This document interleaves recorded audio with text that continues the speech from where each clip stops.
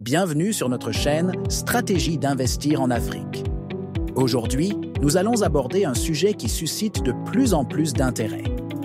Les 5 raisons principales qui prouvent que les diasporas africaines peuvent investir en Afrique sans y retourner définitivement. Dans cette vidéo, nous allons parler sur le pourquoi les diasporas africaines n'ont pas besoin de rentrer en Afrique définitivement afin d'investir. Les diasporas africaines jouent un rôle clé dans le développement du continent, mais beaucoup hésitent à y retourner définitivement en raison de divers défis. Heureusement, il est aujourd'hui possible d'investir en Afrique tout en restant dans son pays d'accueil. Voici une explication détaillée des raisons qui poussent les diasporas à privilégier cette approche. Alors, si cette thématique vous intéresse, n'hésitez pas de vous abonner à cette chaîne, partager avec les amis et liker pour suivre les prochaines vidéos de la stratégie d'investir en Afrique. Surtout, ne quittez pas rester jusqu'à la fin de cette vidéo pour mieux apprendre.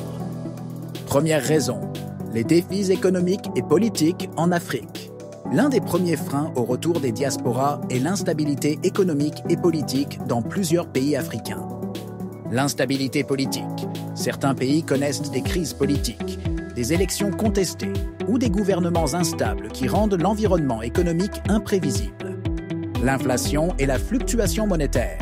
Les variations monétaires et l'inflation peuvent compliquer la gestion financière des investissements et réduire le pouvoir d'achat des investisseurs locaux. La corruption et les lourdeurs administratives. De nombreux entrepreneurs de la diaspora rencontrent des difficultés avec la bureaucratie, la lenteur des démarches administratives et parfois la corruption. En restant dans leur pays d'accueil, les diasporas peuvent mieux gérer leurs affaires et contourner ces problèmes tout en investissant intelligemment. Deuxième raison, l'accès à de meilleures opportunités dans le pays d'accueil. Des emplois mieux rémunérés. Beaucoup de membres de la diaspora occupent des postes bien payés en Europe, en Amérique du Nord ou ailleurs.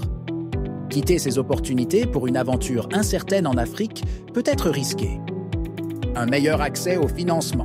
Dans leur pays d'accueil, les diasporas ont souvent plus de facilité à obtenir des prêts bancaires, à attirer des investisseurs et à accéder à des opportunités d'affaires qui leur permettent d'injecter des fonds en Afrique.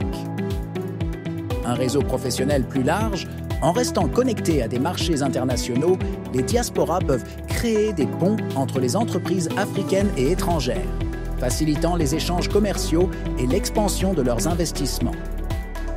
Investir en Afrique sans y vivre permet donc de profiter du meilleur des deux mondes, la stabilité économique du pays d'accueil et les opportunités de croissance en Afrique. Troisième raison, les nouvelles technologies facilitent l'investissement à distance. Avec l'évolution du numérique, investir en Afrique tout en restant à l'étranger est devenu plus facile que jamais. L'essor du digital et des fintechs. Aujourd'hui, il est possible d'acheter des terrains, d'investir dans des entreprises et de gérer des projets en Afrique via des plateformes en ligne. Le e-commerce et les services en ligne. Plusieurs membres de la diaspora lancent des business en Afrique. Boutiques, services, formations en ligne, sans y être physiquement. La gestion immobilière à distance.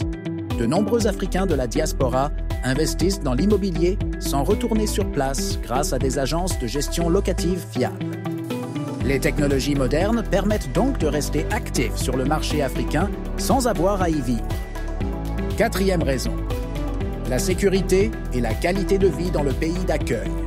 Les infrastructures, l'accès à des soins de santé de qualité, à l'éducation et à des infrastructures développées est un facteur qui pousse certains membres de la diaspora à ne pas rentrer définitivement.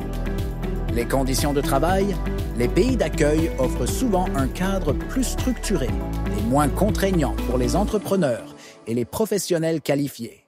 Les préoccupations sécuritaires.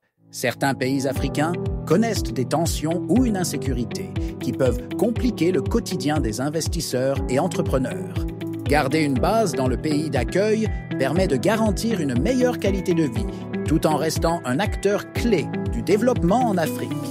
Conclusion, un équilibre entre opportunité et sécurité. Investir en Afrique ne signifie pas forcément y vivre.